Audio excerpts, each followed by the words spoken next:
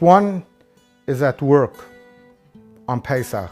or is even at a park on Pesach,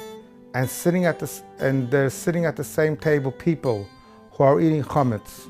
one should not eat at the same table even his Pesach food, which is perfectly kosher for Pesach, at the same table where chametz is being eaten,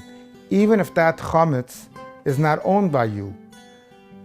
Again, we're talking about Pesach, and Chazal were very, very concerned about any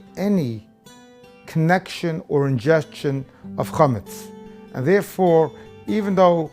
your coworker is eating his chametz sandwich and you're eating your matzah sandwich, don't eat it at the same table